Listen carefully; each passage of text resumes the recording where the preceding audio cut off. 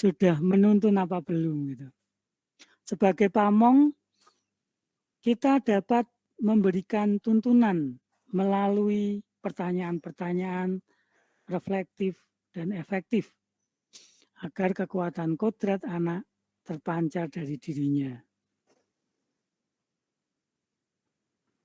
Nah, pentingnya proses coaching ini, proses untuk mengaktifasi kerja otak murid. Kalau kita ingat di modul 1.2, itu yang kita melihat bagaimana kerja otak kita ya, apa atau bagian mana yang kita aktifasi adalah otak luhur kita. Nah, ya, dengan ini ya,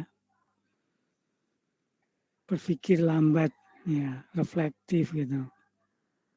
Maka pertanyaan-pertanyaan reflektif dapat membuat murid membantu ini melakukan metakognisi.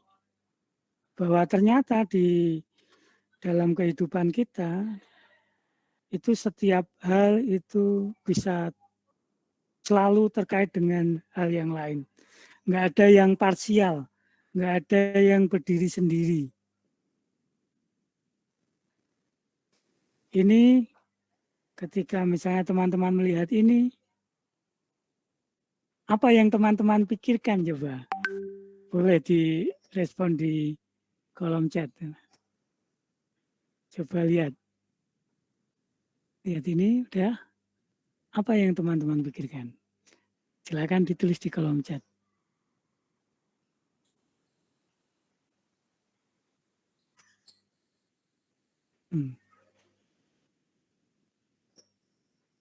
Oke, belum ada yang respon.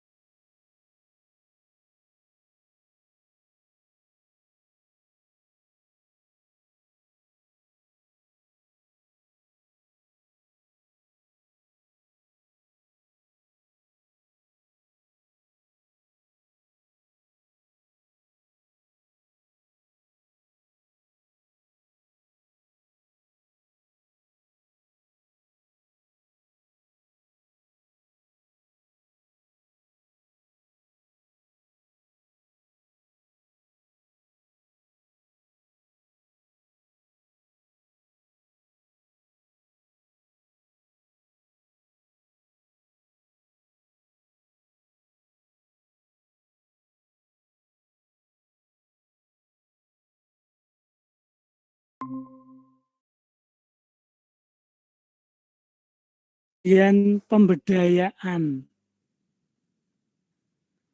optimalisasi potensi, dan membangun hubungan, membangun relasi.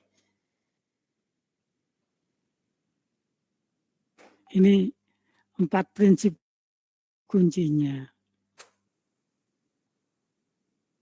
Proses coaching membuka ruang emansipatif bagi guru dan siswa untuk merefleksikan kebebasan mereka melalui kesepakatan dan pengakuan bersama terhadap norma-norma yang mengikat. Ada kesepakatan. Memberi peluang bagi murid untuk menemukan kekuatan kodratnya, potensi dirinya, dan kekuatan yang dimiliki. Nah, kita bisa cek apakah sudah muncul ini apa belum gitu ketika kita melakukan proses coaching gitu.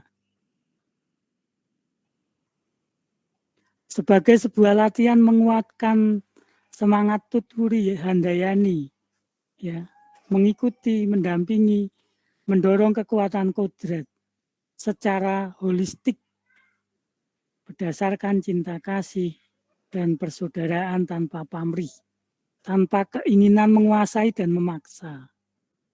Murid itu seorang manusia yang memiliki kebebasan untuk mendapatkan cinta kasih. Nah, ini kesadaran kita. Ruang perjumpaan pribadi ya, merupakan sebuah ruang perjumpaan pribadi antara guru dan murid. Sehingga keduanya membangun rasa percaya. Ini yang coba kita bangun dalam kebebasan masing-masing. Kebebasan tercipta melalui pertanyaan-pertanyaan reflektif untuk menguatkan kekuatan kodrat murid. Bukan pertanyaan yang mendominasi, memberi tekanan yang membuat kemudian justru menutup diri. Ya. Itu yang coba kita upayakan. Ya, ini menjadi mindset kita.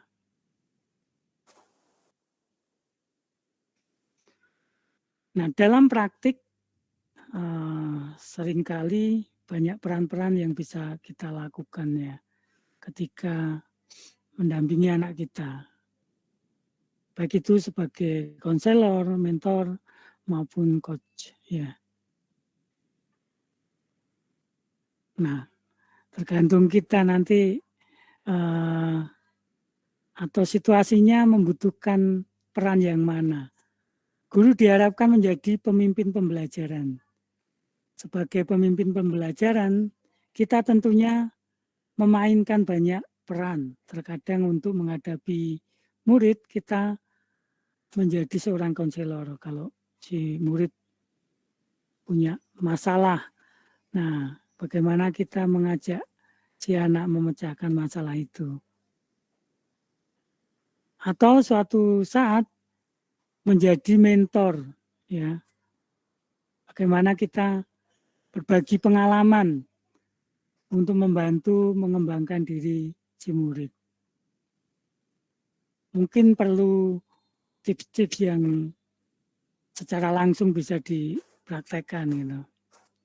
Atau terkadang kita menjadi coach, ya, benar-benar memahami situasi kapan kita memerankan menjadi coach atau yang lain.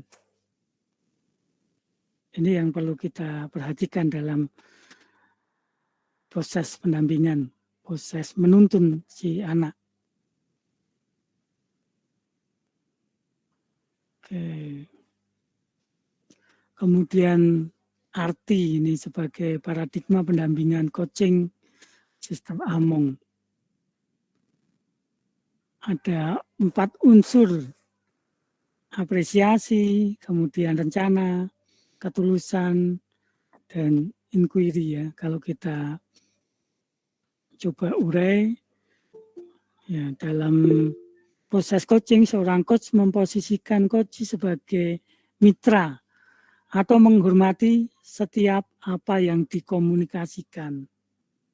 Maka kita perlu mendengar, ya, perlu membuka diri, menerima, memberikan tanggapan positif dari apa yang disampaikan. Apresiasi merupakan nilai yang terkandung dalam komunikasi yang memberdayakan. Nah, kemudian yang kedua, rencana. Setiap proses pendidikan yang kita rancang pastilah bertujuan untuk mencapai sesuatu. Nah, begitu pula dengan coaching. Proses ini dilakukan sebagai pendampingan bagi coach dalam menemukan solusi dan menggali potensi yang ada dalam diri, yang kemudian dituangkan dalam tindakan, dalam langkah-langkah kita menggunakan model Tirta ya. Tulus ini juga bagian penting. Pada saat sesi coaching, seorang coach hendaknya tulus memberikan waktu dan diri seutuhnya. Sehingga kita bisa mendengar dengan tenang dan jelas. Ya. Kemudian bisa menangkap apa yang disampaikan dengan sebuah niat dan kesungguhan ingin membantu coach dalam pengembangan potensi mereka. Nah, alat kita adalah pertanyaan, ya, inquiry untuk menggali, memetakan situasi setiap menghasilkan pemikiran atau ide-ide baru atas situasi yang sedang dihadapi. Nah, pertanyaan-pertanyaan ini menjadi penting.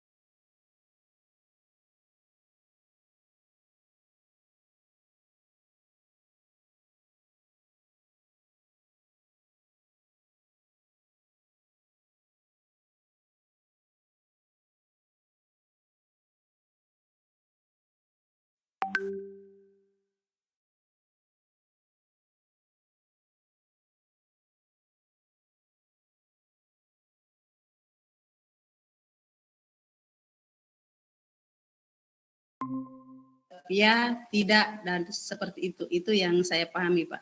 Terima kasih. Oke, baik, terima kasih Bu Endang. Teman-teman ada yang mau sharing juga pertanyaan efektif ya? Aisyah, Bu Aisyah silakan.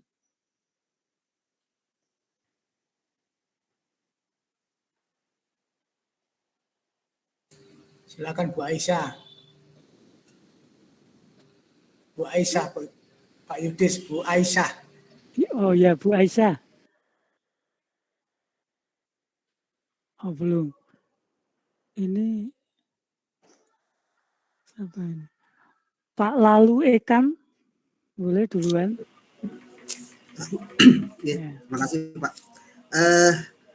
Kalau saya sih memaknai di luar itu apa pertanyaan terbuka atau tertutup, saya memaknai efektif itu dulu adalah apa yang kita inginkan kita dapatkan, itu berarti efektif. Nah berarti bertanya efektif apabila pertanyaan itu yang kita inginkan didengarkan oleh si komunikan kita, kemudian difahami pertanyaan itu sesuai dengan apa yang kita kita dapatkan jawaban yang kita inginkan. Berarti itu bertanya efektif. Mungkin menurut saya itu aja Pak. Ya baik, terima kasih Pak Lalu Ikan.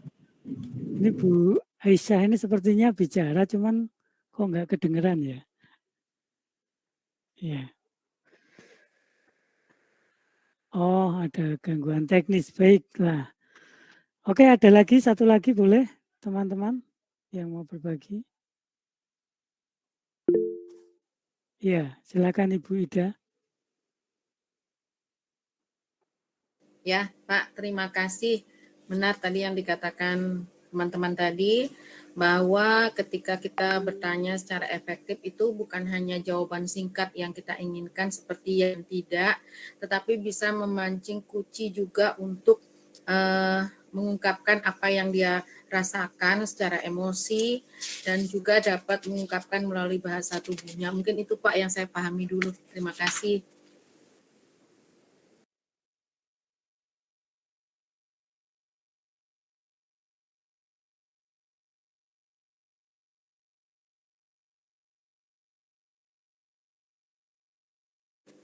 Mikrofonnya Pak, kayaknya di mute mikrofonnya. Pak Yudis.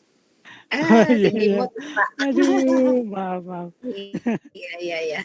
Sudah ngomong panjang, ternyata belum keluar suaranya. Ya, baik, teman. Saya ulang aja ya. Ya, bertanya pada coaching merupakan kemampuan bertanya dengan tujuan tertentu ya memang. Bukan sekedar mencari jawaban singkat atau jawaban singkat yang diharapkan. Namun pertanyaan yang diberikan itu dapat menstimulasi pemikirannya coach, memunculkan hal-hal yang mungkin belum terpikirkan sebelumnya.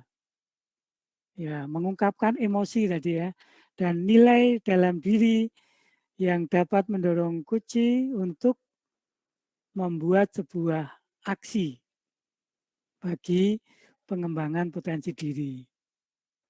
Pertanyaan-pertanyaan yang dapat memunculkan hal tersebut, misalnya pertanyaan yang terbuka, yang fokus pada tujuan, yang bersifat reflektif, yang mengukur pemahaman, yang bersifat eksplorasi dan aksi.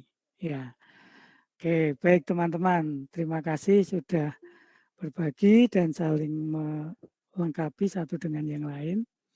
Maka kita akan melihat sekarang yang keempat. Nah, umpan balik yang positif. Nah, ketika mendengar ini atau membaca ini, apa yang teman-teman pikirkan? Ya, atau yang dipahami. Terus kemudian bisa dikaitkan dengan pengalamannya. Silakan. Siapa yang mau berbagi?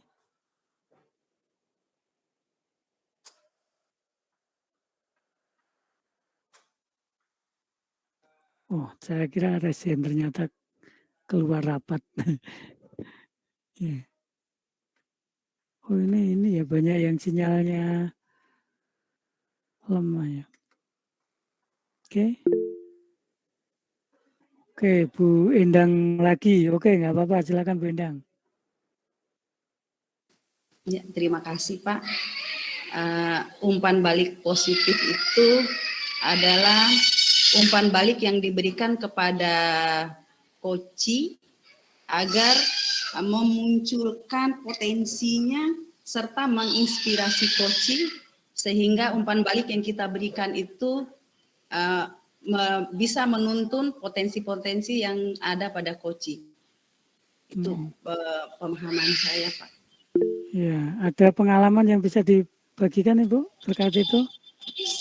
Misalnya pada saat saya menangani permasalahan yang ada pada murid saya, biasanya saya memberikan umpan balik dengan memberikan perhatian dan kadang mengulang kembali apa yang sudah dikatakan untuk memantapkan apa yang sudah diungkapkan oleh koci atau anak didik pada saat dia memberikan pendapatnya, dan umpan balik itu akan memunculkan kembali dan akan memperluas apa yang ada di dalam pikiran atau potensi-potensinya itu yang pernah saya alami. Karena biasanya anak-anak sekarang masih banyak yang malu-malu untuk mengungkapkan pendapatnya. Jadi melalui umpan balik positif ini dia akan secara sadar dan natural untuk mengungkapkan apapun yang ada di dalam pikirannya tanpa merasa terbebani. Oke, ya. Ya, baik Bu Endang, terima kasih untuk sharingnya. Tadi ada Bu Ayu, silakan. Bu Yuni, Bu Yuni, silakan. Singkat Pak, umpan balik positif itu umpan balik yang menguatkan sistem kerja selanjutnya. Jadi kita memberikan umpan balik yang baik, yang memotivasi kuci, baik di sini peserta didik atau rekan sejawat kita untuk lebih memperkuat sistem kerja apa keinginan mereka. Tapi kita lebih ini setelah kita menggali potensi-potensi yang ada pada dirinya. Itu Pak. Terima kasih. Ya. Baik, terima kasih Ibu Yuni. Ini masih ada berikutnya. Sebentar. Silakan Pak Asikin. Apa? Iya. Ini dulu. Kembali. Silakan Pak Asikin. Kembali dulu. Iya, baik. Terima kasih. Selamat siang Bapak Ibu. Ya, tentu umpan balik yang positif ini adalah umpan balik yang saling menguatkan di antara coach maupun coach, di mana di dalam kegiatan ini, di umpan balik ini, tentu keduanya sama-sama saling mendukung di dalam hal yang terbaik, apa yang menjadi solusi di dalam satu permasalahan. Begitu Pak, terima kasih. Iya, baik. Terima kasih Pak Asikin. Bu Rosliani. Ibu Rosliani Morgan. Silakan. Halo, mendengar saya? Ibu Rosliani? Oh, belum. Oh, sudah buka. Silakan, Bu. Suaranya. Oke, suaranya enggak jelas. Ibu Ida, silakan Bu Ida. Terima kasih Pak. Untuk umpan balik positif ini biasanya tuh yang pertama langsung ada jawabannya langsung diberikan saat komunikasi. Misalnya nih, wah bagus ucapanmu yang baru saja kamu sampaikan misalnya. Kemudian yang kedua spesifik, fokus pada apa yang dikatakan. Misalnya hal seperti ini belum diungkapkan sebelumnya, ayo coba bicarakan hal ini lagi lebih baik. Ini bisa jadi alternatif loh buat kamu. Kemudian yang tiga, adanya faktor emosi, mengikut sertakan emosi yang dirasakan. Contoh, saya ikut gembira loh mendengar apa yang kamu sudah capai hari ini atau kelompokmu, padahal situasinya sulit, misalnya. Kemudian yang keempat, apresiasi, menyertakan motivasi positif. contohnya, kamu bisa nak, kamu pasti bisa menjalankan komitmen. Mungkin itu Pak, terima kasih. Iya, baik, terima kasih Ibu Ida untuk sharingnya. Nah, Bu Rosliani sudah bisa ininya, mic-nya? Mau dicoba? Belum, baik. Umpan balik dalam coaching bertujuan untuk membangun potensi yang ada pada coach dan menginspirasi mereka untuk berkarya. Ya. Coach memaknai umpan balik yang disampaikan sebagai refleksi dan pengembangan diri.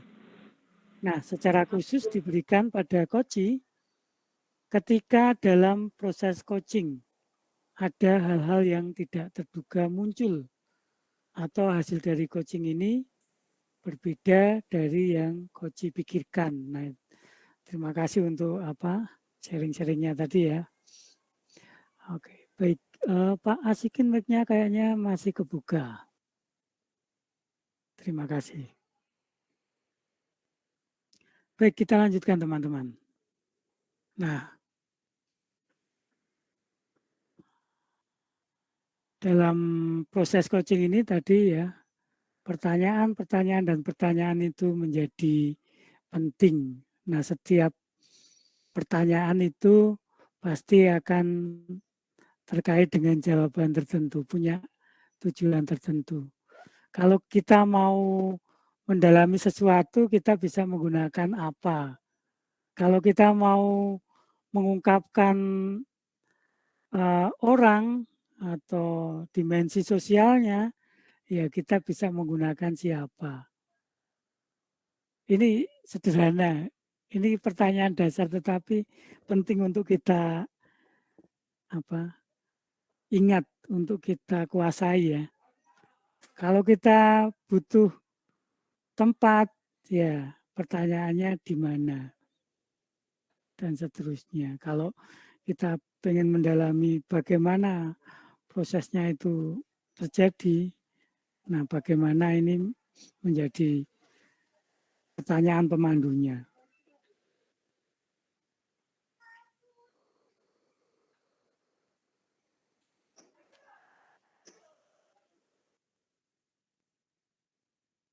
Nah, sekarang kita akan mencoba mengingat-ingat ini ya, model Tirta ya. Tirta berarti air dalam bahasa Sanskerta.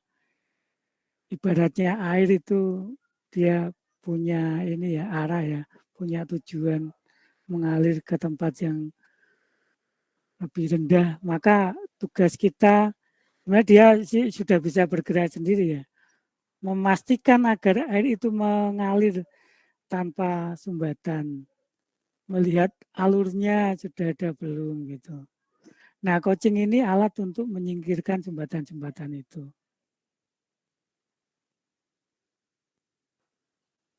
Ada TIRTA ya. Nah, tujuan, identifikasi, rencana aksi, dan tanggung jawab. Nah, teman-teman boleh membagikan pengalamannya dalam menggunakan Tirta ini. Ya, baik itu kalau tadi sharing yang di kelas sebelumnya ya, ada pengalaman ketika itu diterapkan di keluarga, ada yang di sekolah, ada yang dengan teman sejawatnya, dan yang lain-lain. Silakan teman-teman bisa berbagi. Silakan ada yang mau berbagi bagaimana menerapkan model Tirta ini.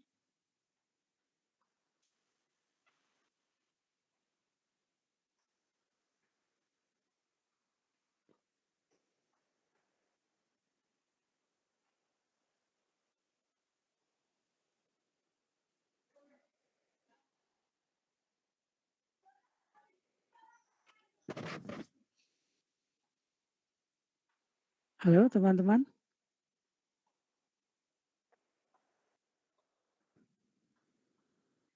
Lancar-lancar saja menggunakan ini atau belum mencoba atau sudah mencoba tapi ketemu tantangan.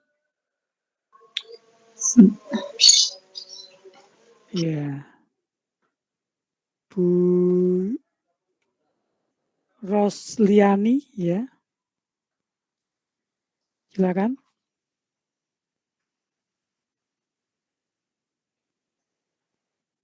Rosliani suaranya belum muncul.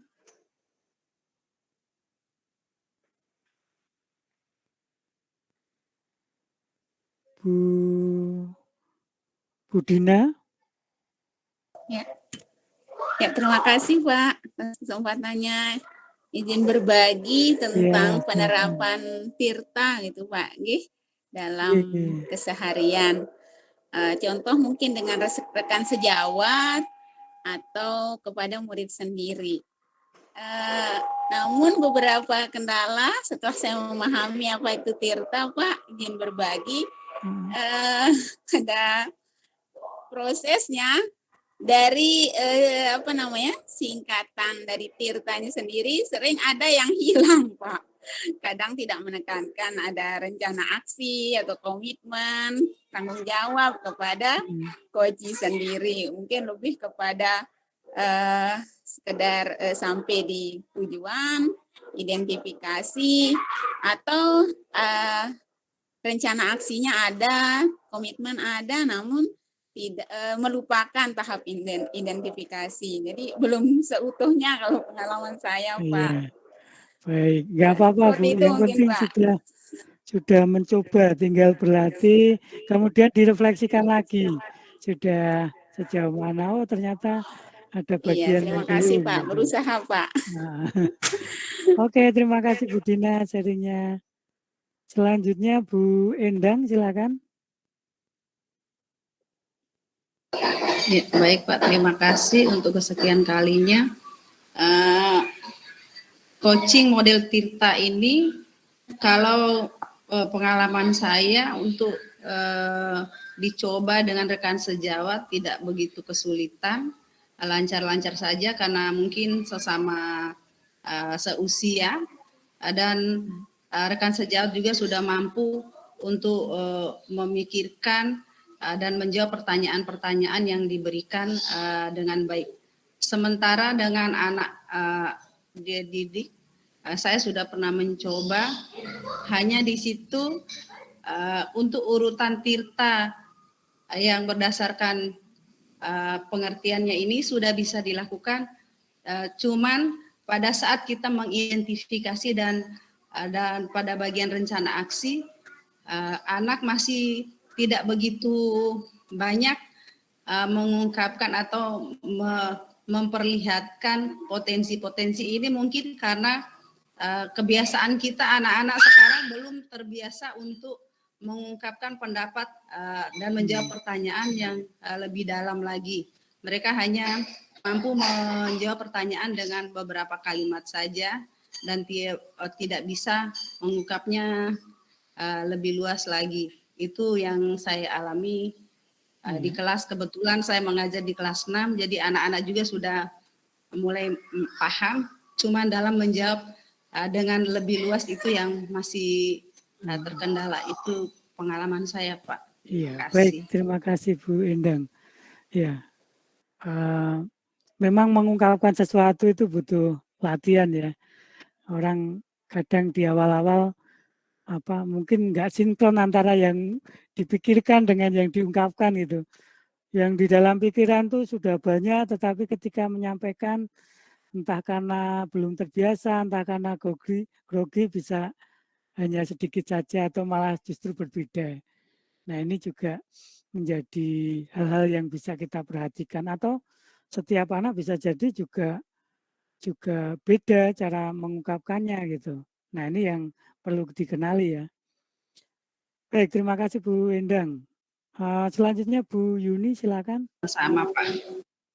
Baik Pak, pengalaman saya melakukan kegiatan coaching ini, saya tuh masih terbawa situasi lama gitu, kebiasaan, yaitu keburu-buru memberikan solusi kepada kucing. Saya tuh merasa aduh greget gitu, kayak mau dengar curhat temen, aduh greget, aduh sama aja kayak nggak ada kerjaan Kuci itu Pak. Jadi saya masih memberikan solusi kepada Kuci, padahal menjadi Kuci itu kan harusnya tidak memberikan solusi tapi menjadi pendengar yang aktif, yang baik gitu. Selain itu saya juga masih butuh waktu untuk mempraktekkan belajar bagaimana menjadi Kuci yang baik. Itu Pak pengalaman saya. Masih keburu-buru memberikan solusinya. Itu Pak. Baik, Assalamualaikum. terima kasih Bu Yuni. Ya, kemarin kita belajar ini ya, bagaimana mengelola emosi ya di modul sebelumnya ya. Nah, ini bisa dicermati apa sih yang bikin gregetan itu gitu. Bisa dikenali lagi, direfleksikan, kemudian diolah. Nanti pasti ketemu lah, Bu. Baik, terima kasih Bu Yuni. Selanjutnya Bu Aisyah. Silakan. Halo, Bu Aisyah? Belum. Bu Ida? Oh, ya Pak, terima kasih Pak. Saya pengalamannya sebagai Kuci Pak, saya jarang bertanya Pak, jadi agak susah buat saya. Jadi kadang-kadang saya harus dipancing sama teman, ayo tanya gitu. Kemudian yang kedua sama murid, yang ditanya ke kanan jawabnya ke kiri, harus kita kejar-kejar ke sana kemari muridnya. Kadang enggak mau Pak, dirayu pun enggak mau jawab, enggak mau, malu katanya gitu Pak. Jadi ya susah juga ya sama anak TK. Kita mau arahkan jawabannya, nanti takutnya enggak cocok dengan pengalaman anaknya. Tapi kalau kita enggak arahkan jawabannya kanan kiri Pak. Oh, anak TK ya. Nah, tentunya akan iya Pak, nggak bisa kita ya. kasih skenario juga nggak dihafal Pak, dia nggak mau malah pergi. Mungkin lebih simpel ya daripada ini ya kalau anak TA ya. Iya Pak, betul. Dan mungkin juga cari moodnya yang tepat kalau anak TK. Nggak lengkap seperti ini ketika dalam satu proses itu. Ya, kalau sama teman enak Pak. Sama teman kita arahkan nggak apa-apa, gampang. Kalau sama teman, sama murid yang susah. Ya itu Pak, makasih Pak. Baik, terima kasih Bu Ida. Nanti mungkin ada yang punya pengalaman bagaimana ini ngobrol dengan anak-anak usia TK atau PAUD ya. Tapi sebelumnya silakan tadi Bu Aisyah apakah sudah bisa bersuara? Belum? Belum lagi. Bu Putri silakan.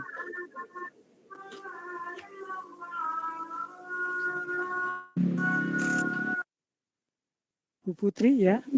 Oh iya Pak, terima kasih. Bismillahirrahmanirrahim. Assalamualaikum warahmatullahi wabarakatuh. Waalaikumsalam.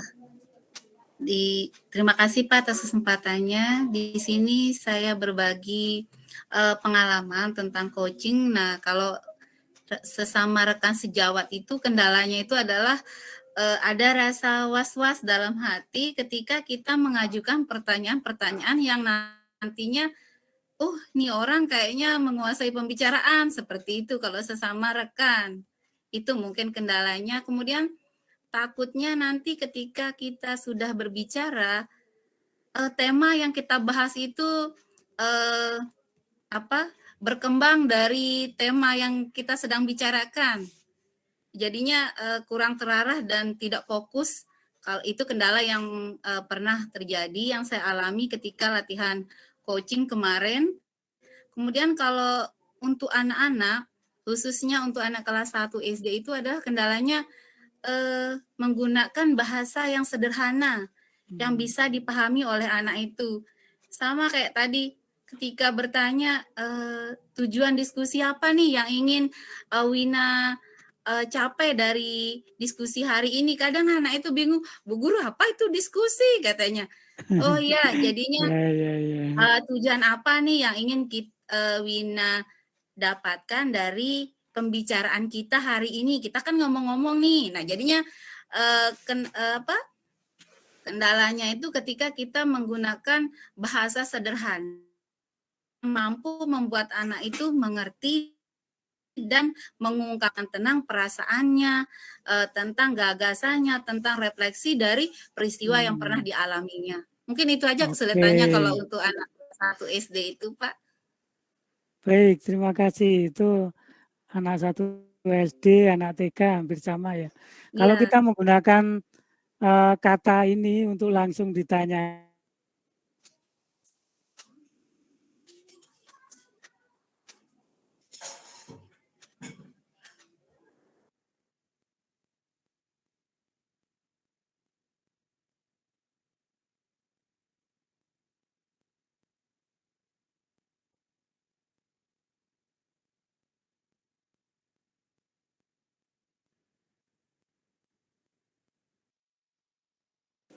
Gangguan ya Pak, ada suara.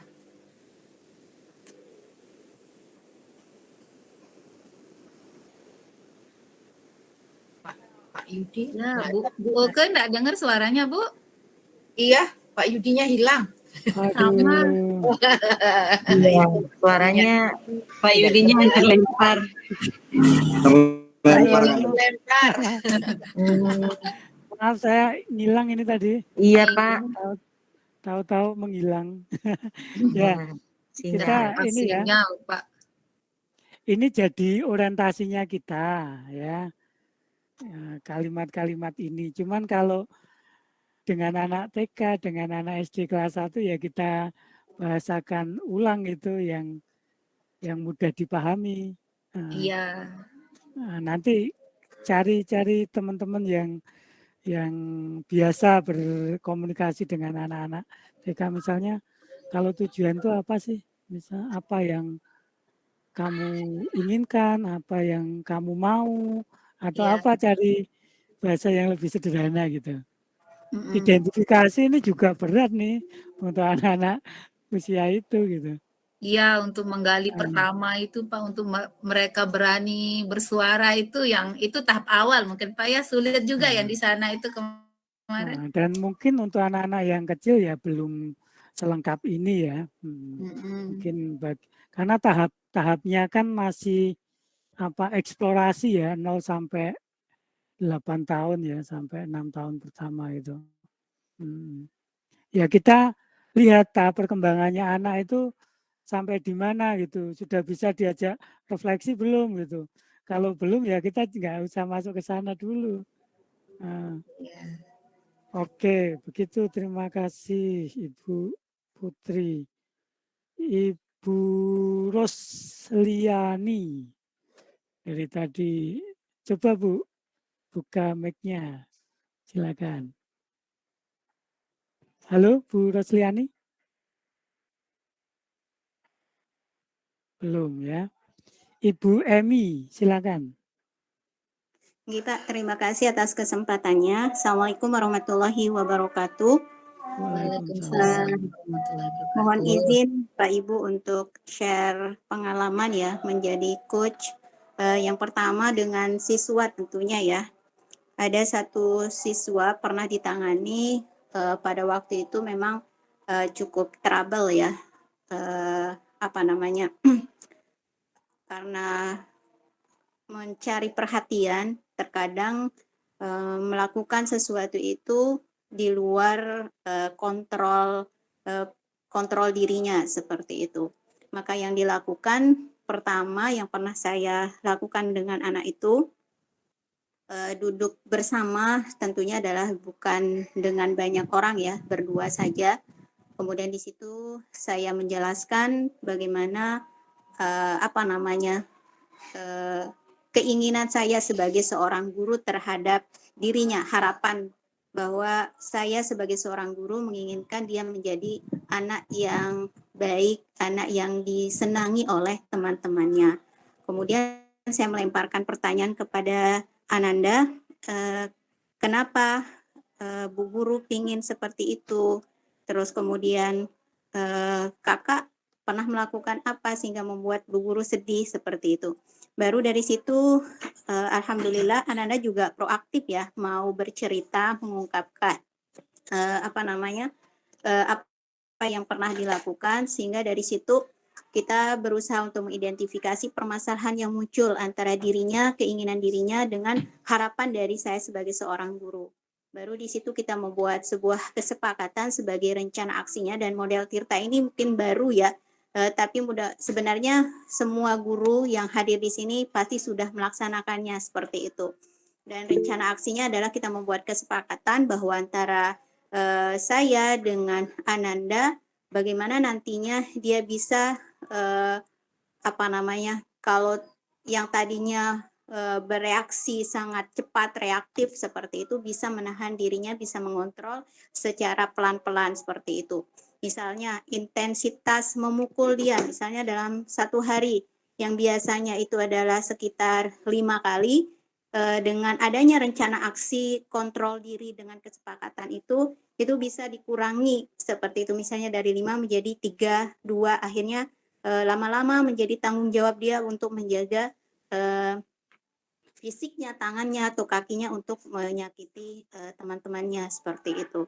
Dan memang di tanggung jawab ini cukup punya impact yang cukup besar.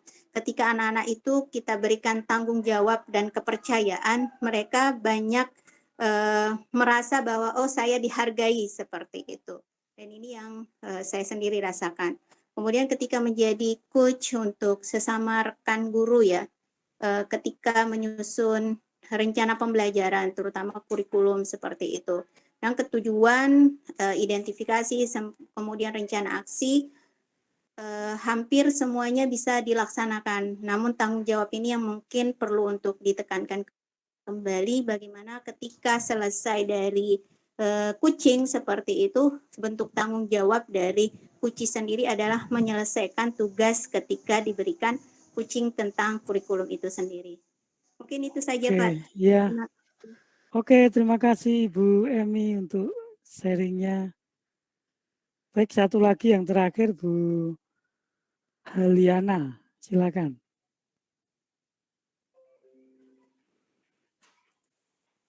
Halo, Bu Haliana. Nggak nyambung ya. Oke, baik. Kalau ngilang malahan ya.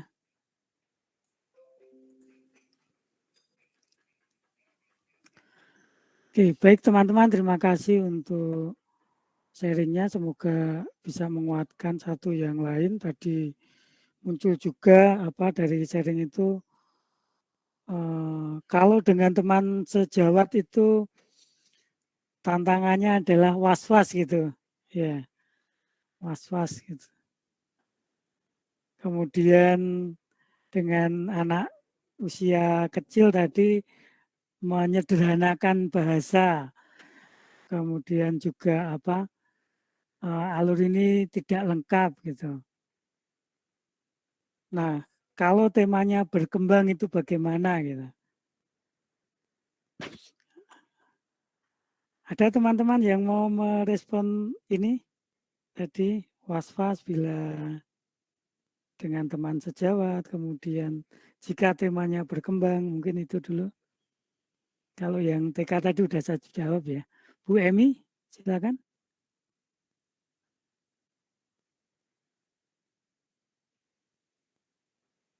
Atau belum turun ya tangannya ya? Bu Fauzia. Oh ya. Silakan Bu Fauzia.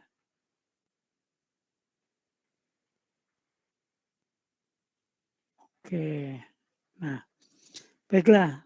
Nah, kalau temanya belum berkembang ya, sebenarnya kita bisa melihat atau mengecek kembali pertanyaan-pertanyaan yang kita buat gitu. Itu sifatnya seperti apa. Tadi kalau kita lihat tadi ada pertanyaan yang terbuka, ada pertanyaan yang eksploratif, dan seterusnya tadi, apakah sudah ada unsur itu gitu. Nah, kalau belum ya berarti kita ubah pertanyaannya. Nah, itu. Atau memang itu sebenarnya ada, kalau pertanyaan kita sudah cukup di poin-poin itu, ternyata belum pas ini dengan bahasanya si anak, berarti bisa jadi di bahasanya. Atau memang si anak ini punya kendala komunikasi. entah itu trauma atau apa gitu. Nah, kita bisa ngecek, oh berarti mungkin perlu alat bantu. Misalnya, oh dia coba gambar atau apa, kita bisa nanti dari gambar itu kita berdialog. Ya, kita mesti banyak-banyak belajar sih tentang anak dan bagaimana berkomunikasi gitu. Ya. Kalau was-was dengan teman sejawat atau yang lebih senior ya, mungkin untuk awal-awal itu hal yang biasa ya. Tapi nanti lama-lama kalau dicoba terus ya akan berkurang kok. Pede aja gitu. Iya Pak, terima kasih. Oke, baik kita lanjutkan. Terima kasih teman-teman. Sama-sama Pak. Oke, nah ini yang perlu kita perhatikan, perkembangan komunikasinya ada di tingkat mana. Maka kita bisa menyesuaikan pola komunikasi kita, bahasa yang kita pilih, dan seterusnya. Oke.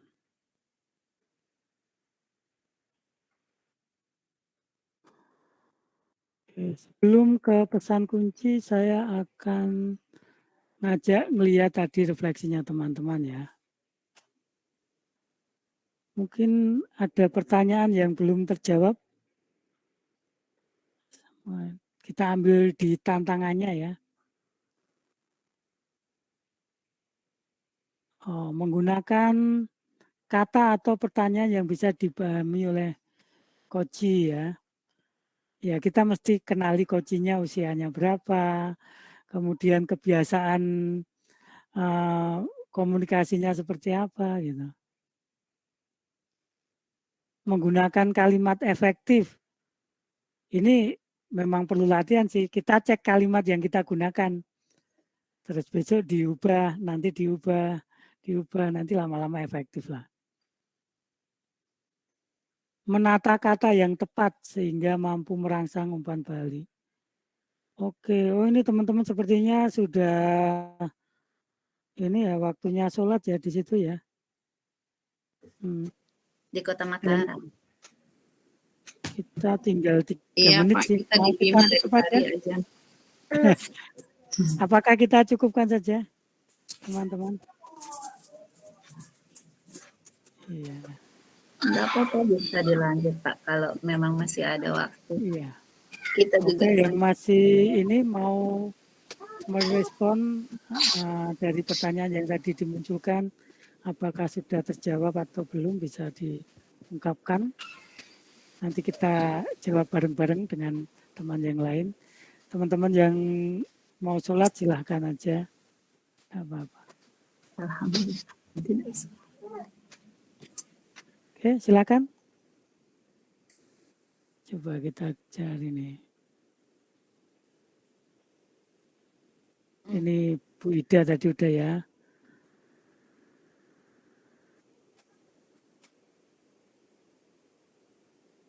Ini pertanyaan yang bersifat terbuka, namun tidak menguasai pembicaraan dan tepat sasaran. Nah ini kalau misalnya ada seperti itu, gimana teman-teman? Nah, atau itu, ini terlalu terbuka gitu ya, nggak fokus gitu ya mungkin ya? Iya, Misalnya seperti gini. itu Pak. Takutnya nanti kan ini orang banyak ngomongnya, dikira kita menguasai pembicaraan gitu. Nah, ketika kita membuat pertanyaan, itu sudah mengandung orientasi, sudah mengandung tujuan sebenarnya. Misalnya ketika saya menunjukkan ini, misal apa ya yang kelihatan. Oke, teman-teman coba perhatikan ini. Apa yang kamu pikirkan? Nah, ini kan pertanyaan apa yang kamu pikirkan, itu pertanyaan yang terbuka. Setiap orang itu bisa punya pikiran yang berbeda-beda. Ya kan? Ada yang handphone, mungkin ada yang lihat warnanya. Kemudian ada yang tertarik, wah itu harganya berapa, kalau orang yang biasa dagang itu akan muncul tuh. Nah, oh itu serinya apa gitu. Dan seterusnya, ini tergantung masing-masing punya ini ya, ketertarikan berbeda dari hal yang sama. Nah, itu pertanyaan itu terbuka. Kalau kita mau menggali banyak hal, itu bisa dengan pertanyaan itu.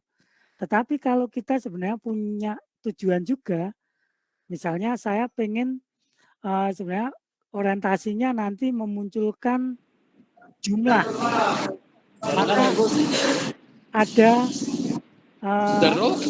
berapa, kata berapa itu pasti akan berakibat jawabannya ke jumlah gitu. Nah, ini bisa digunakan untuk supaya itu tidak terlalu melebar ya. Nah, bisa kita latih ya. Ibu Rosliani, open mic.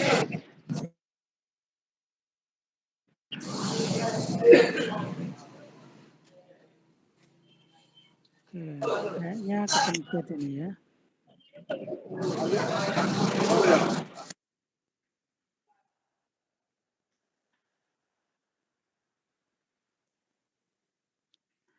Ketika membuat pertanyaan dalam mengidentifikasi dan tanggung jawab. Oke, Ibu Rabia mungkin bisa disampaikan ini seperti apa gitu? Nah, terima kasih Pak. Ya. Terima kasih Pak. Terkait dengan tadi yang tantangan saya, yaitu tentang mengidentifikasi dalam pertanyaan atau masalah yang dihadapi, terutama anak. Kebetulan menyikapi harus kata komunikasi yang harus betul-betul efektif kepada anak. Terkait kita mengidentifikasi yang tepat, bagaimana cara mengidentifikasi masalah yang dia hadapi. Nah, yang kedua itu ketika tanggung jawab atau komitmen, namanya anak-anak beda dengan kita orang biasa. Kalau kita sudah praktik sama teman, enak Pak. Tapi sama anak ketika menggali untuk komitmennya itu tantangan saya luar biasa Pak. Ketika bagaimana cara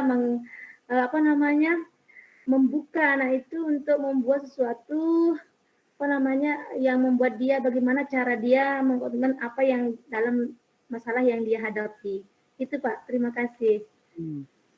Anak-anak usia ini kan masih ini ya, masa wirogo ya. Betul. Di mana stimulasi indera ini masih sangat dibutuhkan, kemudian gerak raganya, kemudian bagaimana dia mengungkap perasaannya, apa yang dia lihat, apa yang dia dengar dan seterusnya.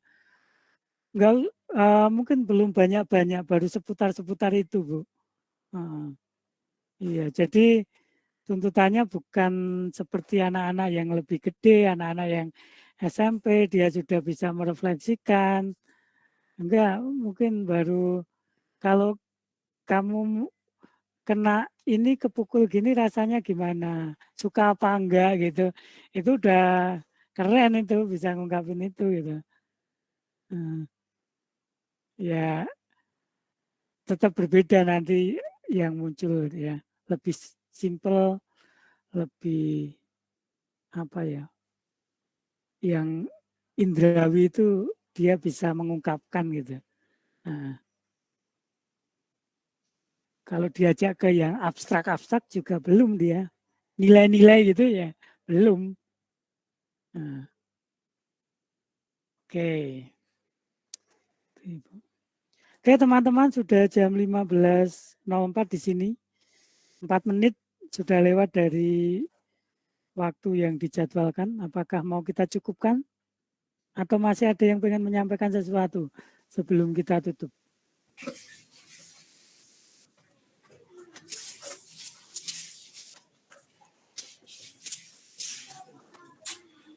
Oke, kita cukupkan ya teman-teman.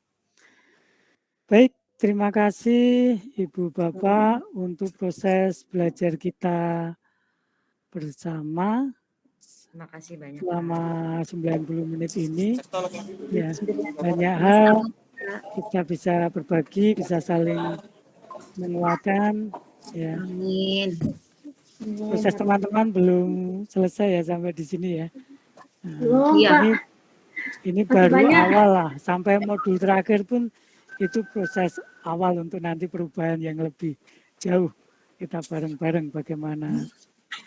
Betul, Pak. Oh ya, materi nanti saya bagikan lewat admin ya, teman-teman. Hal yang kurang berkenan di hati teman-teman. Terima kasih banyak, Pak. Maaf ya. Ya, makasih banyak Pak. Terima kasih materinya, Pak. Terima kasih banyak Pak. Kita tunggu materinya. Banyak Pak. Makasih Pak ya, makasih Pak. Kita tunggu materinya. Ya, Bu ya. Kita foto dulu teman-teman. Mohon izin pamit Makasih, Pak. Pak. Bapak Ibu guru semuanya. Assalamualaikum warahmatullahi wabarakatuh. Sudah diakhir jadi.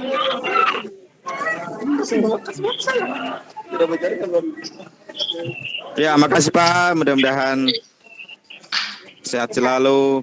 Amin, amin. Ya, semuanya sehat selalu. Saya pamit Amin, ya. amin, Pak. Terima kasih Pak. Amin Pak. Terima kasih banyak Pak Yudis.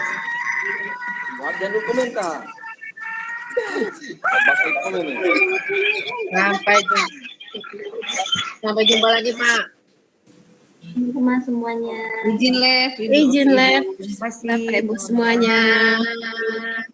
Semuanya izin live ya. Assalamualaikum warahmatullahi wabarakatuh. Sehat semuanya. Halo teman-teman.